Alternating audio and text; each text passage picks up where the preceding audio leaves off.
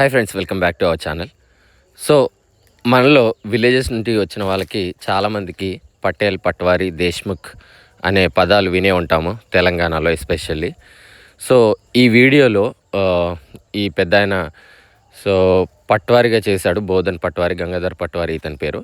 So ఈయన అడిగి యాక్చువల్గా పట్వారీ, దేశాయ్, దేశ్ముఖ్ అండ్ వతందార్ ఇలాంటి పదాలకి అర్థాలు అండ్ వాళ్ళ డెసిగ్నేషన్ అదంతా అసలు ఏంటి అనేది ఇన్ఫర్మేషన్ గ్యాదర్ చేయడానికి ట్రై చేశాను నేను. చాలా చక్కగా వివరించారు ఆయన. వీడియో చివరి వరకు చూడండి. Thank you. దేశ్ముఖ్ అంటే ఆర్డిఓ లెవెల్ అన్నమాట. పాత వాళ్ళు దేశ్ముఖులు అన్నారు, మీరు కర్ణాలు లేకపోతే పట్వారీలు. పట్వారీ ఈ రెండింటికి డిఫరెన్స్ ఏంటి? మేమేమో శిస్తు వసూలు చేసి వాళ్ళకి అప్ప చెప్తే వాళ్ళు రాజులకు అప్ప చెప్తూ మీ పైన లెవెల్ పైన లెవెల్ దేశ్ముఖులు. ఓకే. కర్ణాలు ఎన్ని విలేజ్లకు ఒక కర్ణాలు ఒకరు ఉండేవాళ్ళు? అయితే అది వేరే వేరే ఉంటుండే. మాకు ఏడు ఊర్లు ఉండే. మీకు 7 ఊర్లు? కొందరికి 3, కొందరికి 2, కొందరికి 1, ఇట్లా మొత్తానికి ఊరికి ఒక కర్ణం ఉంటుండే. ఊరికి ఒక కర్ణం ఉంటుండే. దేశ్ముఖులు ఎంతమంది ఉండేవాళ్ళు? ఎంతమంది కర్ణాలకి ఒక దేశ్ముఖ్ ఉండేవాళ్ళు? ఒక 40 కానీ 50 గ్రామాలకు ఒక దేశ్ముఖ్. ఓకే.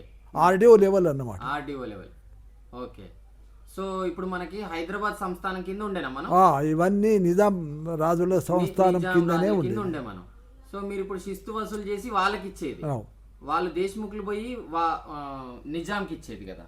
సో నిజాం నుంచి ఎవరన్నా వచ్చేటోళ్ళ మీ దగ్గర అమౌంట్ కలెక్ట్ చేసుకోవడానికి?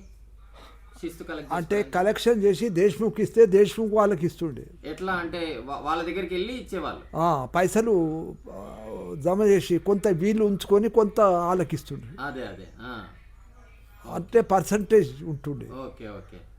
సో ఇదంతా అయిపోయింది.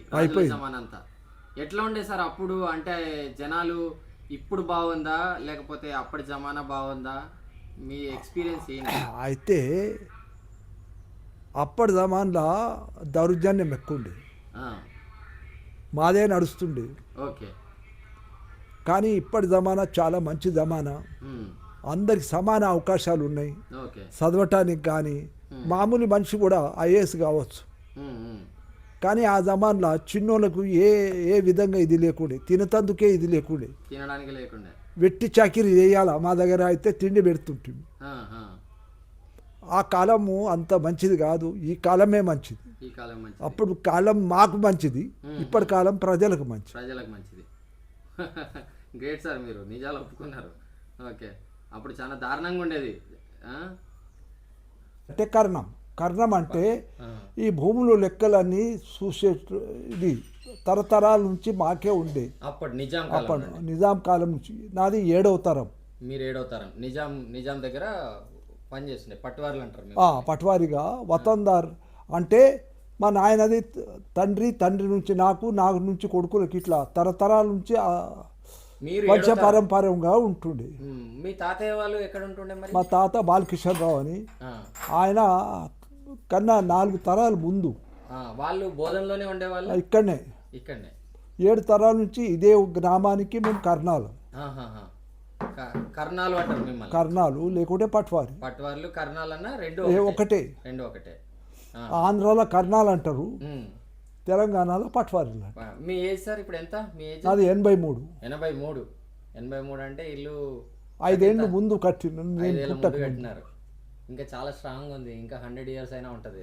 మోహన్